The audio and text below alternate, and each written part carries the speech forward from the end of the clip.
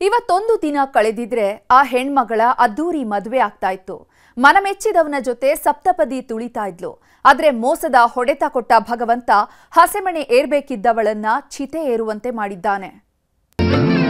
ಮದುವೆ ಅನ್ನೋ ಎರಡಕ್ಷರದಲ್ಲಿರೋ ಸಂಭ್ರಮವೇ ಬೇರೆ ಬಿಡಿ. ಗೊತ್ತು ಪರಿಚಯ ಇಲ್ಲದವರು ಜೋಡಿ ಹಕ್ಕಿಗಳಾಗ್ತಾರೆ. ಎಲ್ಲ ಹುಟ್ಟಿ ಎಲ್ಲೋ ಬೆಳೆದವರು ಬದುಕಿನುದ್ದಕ್ಕೂ ಗಂಡ ಹೆಂಡತಿಯಾಗಿ ಹೆಜ್ಜೆ ಹಾಕ್ತಾರೆ.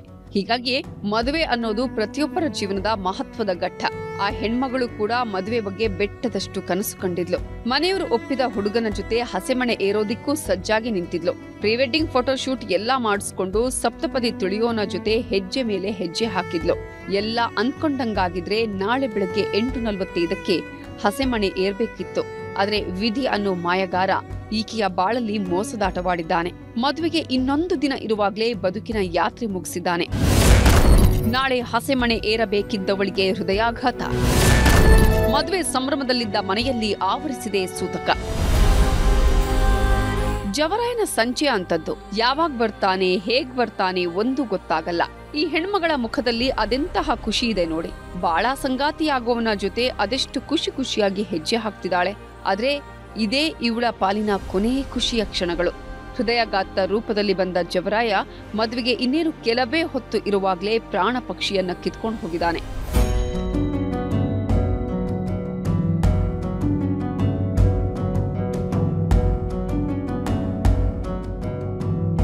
ಈಕೆ ಹೆಸರು ಶ್ರುತಿ ಅಂತ. ಚಿಕ್ಕಮಗಳೂರು ಜಿಲ್ಲೆಯ ಅಜ್ಜಂಪುರ ತಾಲೂಕಿನ ಸೊಲ್ಲಾಪುರದ ನಿವಾಸಿ. ತರೀಕೆರೆ ತಾಲೂಕಿನ ಹುರುಳಿಹಟ್ಟಿಯ ನಿವಾಸಿ ದಿಲೀಪ್ ಅನ್ನೋರ ಜೊತೆ ಮದುವೆ ನಿಶ್ಚಯವಾಗಿತ್ತು. ಇವತ್ ಸಂಜೆ 6 ತಕ್ಷತೆ, ನಾಳೆ ಬೆಳಗ್ಗೆ 8:45ಕ್ಕೆ ಅದ್ದೂರಿ ಮದುವೆ ನಡಿಬೇಕಿತ್ತು. ಎಲ್ಲ ಅಂದ್ಕೊಂಡಂತೆ ಆಗಿದ್ರೆ ಇಷ್ಟೊತ್ತಿಗಾಗ್ಲೇ ರಿಸೆಪ್ಷನ್ ಶುರುವಾಗಿರ್ತಿತ್ತು. ಆದ್ರೆ ಈಕೆಯ ಬಾಳಲ್ಲಿ ಹಸೆಮಣೆ ಏರೋ ಅದೃಷ್ಟವೇ ಇರಲಿಲ್ಲ. ಬೆಳಗ್ಗೆಯಿಂದ ಮದುವೆ ಖುಷಿಯಲ್ಲಿದ್ದವರ ಪಾಲಿಗೆ ಜವರಾಯ ಸಾವಿನ ಶಾಕ್ ಕೊಟ್ಟಿದ್ದಾನೆ. ಬೆಳಗ್ಗೆ ಎದೆನೋವು ಅಂತ ಕುಸಿದವಳು ಮತ್ತೆ ಮೇಲೇಳಲೇ ಇಲ್ಲ. ಮಗಳ ಮದ್ವೆಗೆ ಅಂತ ಹೆಣ್ಣೆತ್ತವರು ಲಕ್ಷ ಖರ್ಚು ಮಾಡಿದ್ದಾರೆ. ನೆಂಟರೆಲ್ಲ ಬಂದು ಸೇರಿದ್ದಾರೆ. ಇನ್ನೇನು ಕತ್ತಲು ಆವರಿಸುತ್ತಿದ್ದಂತೆ ಮದುವೆಯ ಸಂಭ್ರಮ ಶುರುವಾಗಬೇಕಿತ್ತು. ಆದ್ರೆ ಹೃದಯಾಘಾತದ ರೂಪದಲ್ಲಿ ಬಂದ ಜವರಾಯ ಮದುಮಗಳ ಜೀವವನ್ನೇ ಕಿತ್ಕೊಂಡು ಹೋಗಿದ್ದಾನೆ. ಮಗಳನ್ನ ಹಸೆಮಣೆಯಲ್ಲಿ ನೋಡ್ಬೇಕಿದ್ದ ಹೆತ್ತವರು ಚಿತೆ ಮೇಲೆ ನೋಡ್ತಿದ್ದಾರೆ.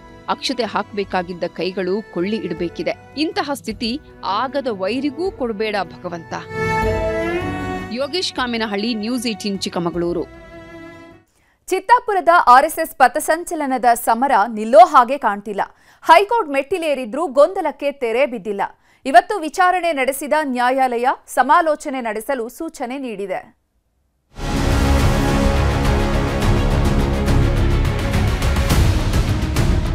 ಇದೇ ತಿಂಗಳು ಅಕ್ಟೋಬರ್ 19ಕ್ಕೆ ಚಿತ್ತಾಪುರದಲ್ಲಿ ಆರ್ಎಸ್ಎಸ್ನವರು ಪಥಸಂಚಲನಕ್ಕೆ ಅನುಮತಿ ಕೇಳಿದ್ರು. ರಾಜಕೀಯ ವಾಕ್ಸಮರದ ಮಧ್ಯೆ ಚಿತ್ತಾಪುರ ತಹಶೀಲ್ದಾರ್ ಆರ್ಎಸ್ಎಸ್ ಪರೇಡ್ಗೆ ಅನುಮತಿ ಕೊಟ್ಟಿರಲಿಲ್ಲ. ಇದನ್ನು ಪ್ರಶ್ನಿಸಿ ಕಲಬುರಗಿ ಹೈಕೋರ್ಟ್ ವಿಭಾಗೀಯ ಪೀಠಕ್ಕೆ ಆರ್ಎಸ್ಎಸ್ ಸೇರಿ ಹಲವು ಸಂಘಟನೆ ಪ್ರಮುಖರು ಅರ್ಜಿ ಸಲ್ಲಿಸಿದ್ರು. ಇವತ್ತು ಹೈಕೋರ್ಟ್ ವಿಭಾಗೀಯ ಪೀಠದಲ್ಲಿ ವಾದ ಪ್ರತಿವಾದನೂ ನಡೆಯಿತು. ಎಲ್ಲವನ್ನೂ ಆಲಿಸಿದ ಹೈಕೋರ್ಟ್ ನವೆಂಬರ್ 2ಕ್ಕೆ ಪಥಸಂಚಲನದ ಬಗ್ಗೆ ಯಾವುದೇ ಆದೇಶ ನೀಡಿಲ್ಲ.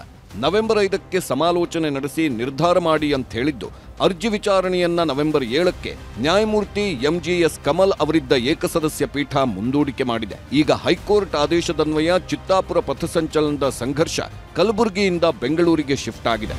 ಸರ್ಕಾರದ ಪರವಾಗಿ ಅಡ್ವೊಕೇಟ್ ಜನರಲ್ ಶಶಿಕಿರಣ್ ಶೆಟ್ಟಿ ವಾದ ಮಾಡಿದ್ರೆ, ಆರ್ಎಸ್ಎಸ್ ಪರವಾಗಿ ಹಿರಿಯ ವಕೀಲ ಅರುಣ್ ಶ್ಯಾಮ್ ವಾದ ಮಂಡಿಸಿದ್ರು. ಅಷ್ಟಕ್ಕೂ ಹೈಕೋರ್ಟ್ ವಿಭಾಗೀಯ ಪೀಠದಲ್ಲಿ ಆದ ವಾದ ಪ್ರತಿವಾದ ಏನು, ಹೈಕೋರ್ಟ್ ಆದೇಶ ಮಾಡಿದ್ದೇನು ಅಂತ ನೋಡೋದಾದ್ರೆ, ಅಕ್ಟೋಬರ್ 28ರ ಸಭೆಗೆ ಮೂಲ ಅರ್ಜಿದಾರರೇ ಬಂದಿರಲಿಲ್ಲ. ಹೀಗಾಗಿ ಜಿಲ್ಲಾಧಿಕಾರಿಗಳ ಸಭೆಯಲ್ಲಿ ಯಾವುದೇ ನಿರ್ಧಾರ ಆಗಲಿಲ್ಲ. ಒಂದೇ ದಿನ ಎಲ್ಲರಿಗೂ ಅನುಮತಿ ಕೊಟ್ಟರೆ ನಿಭಾಯಿಸುವುದು ಕಷ್ಟ. ಇದು ರಾಜಕೀಯ ಜಿದ್ದಾಜಿದ್ದಿಯಾಗಿದೆ. ಅದಕ್ಕೆ ಅನುಮತಿ ಕೇಳಿದ್ದಾರೆ. ಅನುಮತಿ ನೀಡಿದ್ರೆ ಕಾನೂನು ಸುವ್ಯವಸ್ಥೆ ಕಾಪಾಡಲು ಕಷ್ಟವಾಗಲಿದೆ. ಪಥಸಂಚಲನಕ್ಕೆ ಅನುಮತಿ ನೀಡಲು ಸಾಕಷ್ಟು ಸಮಸ್ಯೆಗಳಿವೆ. ನವೆಂಬರ್ 5ಕ್ಕೆ ಮತ್ತೊಂದು ಸಭೆ ಮಾಡಲು ಕೋರ್ಟ್ ಕಾಲಾವಕಾಶ ನೀಡಬೇಕು ಅಂತ ಸರ್ಕಾರದ ಪರವಾಗಿ ಶಶಿಕಿರಣ್ ಶೆಟ್ಟಿ ಮನವಿ ಮಾಡಿದ್ರು. ಆಗ ಅರ್ಜಿದಾರರ ಪರ ವಕೀಲ ಅರುಣ್ ಶ್ಯಾಮ್ ಉತ್ತರ ಕೊಟ್ಟರು. 28ರ ಜಿಲ್ಲಾಧಿಕಾರಿಗಳ ಸಭೆಗೆ ಹಾಜರಾಗಲು ಸಾಧ್ಯವಾಗಿಲ್ಲ ಅನ್ನೋದು ನಿಜ. ಯಾಕಂದ್ರೆ ಅರ್ಜಿದಾರರ ಮನೆಯಲ್ಲಿ ಸಾವು ಸಂಭವಿಸಿತ್ತು. ಹಾಗಾಗಿ ಬರಲಿಲ್ಲ. ಸರ್ಕಾರದ ಪರ ವಕೀಲರೇ ಹೇಳಿದಂತೆ ಇನ್ನೊಂದು ಸಭೆ ನಡೆಸಲಿ. ನವೆಂಬರ್ 5ಕ್ಕೆ ಮತ್ತೆ ಸಭೆ ನಡೆಸಲಿ. ನಾವು ಹಾಜರಾಗುತ್ತೇವೆ. ಕೆಲವರು ವಿಡಿಯೋ ಕಾನ್ಫರೆನ್ಸ್ ಮೂಲಕ ಹಾಜರಾಗುತ್ತೇವೆ. ಎಷ್ಟು ಜನ ಬರ್ತೇವೆ, ಮುಂಜಾಗ್ರತೆ ಏನು ಅನ್ನೋದನ್ನ ಸ್ಪಷ್ಟಪಡಿಸ್ತೀವಿ. ಸಭೆ ಎಲ್ಲಿ ಅಂತ ಹೇಳಿದ್ರೆ ಸಾಕು. ಆದರೆ ಭದ್ರತೆ ನೆಪ ಹೇಳಿ ಪಥಸಂಚಲನಕ್ಕೆ ಅನುಮತಿಯನ್ನ ಮತ್ತೆ ನಿರಾಕರಿಸಬಾರದು. ಭದ್ರತೆಗಾಗಿ ಅಗತ್ಯ ಬಿದ್ದರೆ ಕೇಂದ್ರ ಸರ್ಕಾರದ ಸಹಾಯ ಕೇಳಲಿ. ಕೇಂದ್ರ ಅರೆಸೇನಾ ಪಡೆ ಬಳಸಿಕೊಳ್ಳಲು ಕೋರ್ಟ್ ಸೂಚನೆ ಕೊಡಬೇಕು. ಜೊತೆಗೆ ಪಥಸಂಚಲನಕ್ಕೆ ದಯವಿಟ್ಟು ಅವಕಾಶ ಮಾಡಿಕೊಡಬೇಕು ಅಂತ ಅರುಣ್ ಶ್ಯಾಮ್ ಮನವಿ ಮಾಡಿದ್ರು. ಕೊನೆಗೆ ನ್ಯಾಯಮೂರ್ತಿಗಳು ಸಭೆ ಎಲ್ಲಿ ನಡೆಸ್ತೀರಾ ಅಂತ, ನನ್ನ ಕಚೇರಿಯಲ್ಲೇ ಮಾಡ್ತೀವಿ ಅಂತ ಶಶಿಕಿರಣ್ ಶೆಟ್ಟಿ ಹೇಳಿದ್ರು. ಇದಕ್ಕೆ ಅರ್ಜಿದಾರರ ಪರ ವಕೀಲರು ಒಪ್ಪಿಗೆ ನೀಡಿದ್ರು. ಆಗ ಹೈಕೋರ್ಟ್ ನ್ಯಾಯಮೂರ್ತಿಗಳು ಇಬ್ಬರಿಗೂ ಸಲಹೆ ಕೊಟ್ಟು ಆದೇಶನೂ ಮಾಡಿದ್ರು. ಎಲ್ಲ ಕಡೆ ಶಾಂತಿಯುತ ಕಾರ್ಯಕ್ರಮಗಳು ನಡೆಯಬೇಕು. ಮುಂದಿನ ದಿನಗಳಿಗೂ ಪಥಸಂಚಲನ ಮಾದರಿಯಾಗಬೇಕು. ನವೆಂಬರ್ 5ರಂದು ಸಮಾಲೋಚನೆ ಸಭೆ ನಡೆಸಬಹುದು. ಎಲ್ಲ ಸುಸೂತ್ರವಾಗಿ ಆಗಲಿ ಅನ್ನೋದು ಕೋರ್ಟ್ ನಿರೀಕ್ಷೆ ಆಗಿರುತ್ತೆ. ಇಲ್ಲದಿದ್ರೆ ನ್ಯಾಯಾಂಗ ವ್ಯವಸ್ಥೆ ಮೇಲೂ ಜನರಿಗೆ ನಂಬಿಕೆ ಬರಲ್ಲ. ಸರ್ಕಾರದ ಆಡಳಿತ ವ್ಯವಸ್ಥೆ ಬಗ್ಗೆಯೂ ಜನರಲ್ಲಿ ನಂಬಿಕೆ ಹೋಗುತ್ತದೆ. ಹಾಗಾಗಿ ಸಭೆ ಸುಸೂತ್ರವಾಗಿ ನಡೆಸಿ. ಸಭೆಗೆ ಪ್ರತಿ ಸಂಘಟನೆಯಿಂದ 3 ಮಂದಿ ಹಾಜರಾಗಬಹುದು. ನವೆಂಬರ್ 5ರ ಸಂಜೆ 5 ಗಂಟೆಗೆ ಸಭೆ ನಡೆಸಿ ವರದಿ ಸಲ್ಲಿಸಿ. ನೀವು ಕೊಟ್ಟ ವರದಿ ಆಧರಿಸಿ ನವೆಂಬರ್ 7ರ ಸಂಜೆ 4ಕ್ಕೆ ಕೋರ್ಟ್ ನಿರ್ಧಾರ ತಿಳಿಸಲಿದೆ ಅಂತ ಜಡ್ಜ್ ಅರ್ಜಿ ವಿಚಾರಣೆ ಮುಂದೂಡಿದ್ರು. ಇಷ್ಟೆಲ್ಲದರ ನಡುವೆ ರಾಜ್ಯ ಸರ್ಕಾರಕ್ಕೆ ಮತ್ತೊಂದು ಹಿನ್ನಡೆಯಾಗಿದೆ. ರಾಯಚೂರು ಜಿಲ್ಲೆಯ ಲಿಂಗಸಗೂರಿನಲ್ಲಿ ಆರ್ಎಸ್ಎಸ್ ಪಥಸಂಚಲನದಲ್ಲಿ ಪಾಲ್ಗೊಂಡಿದ್ದಕ್ಕೆ ಪಿಡಿಒ ಪ್ರವೀಣ್ ಕುಮಾರ್ ಅವರನ್ನ ಸರ್ಕಾರ ಅಮಾನತು ಮಾಡಿತ್ತು.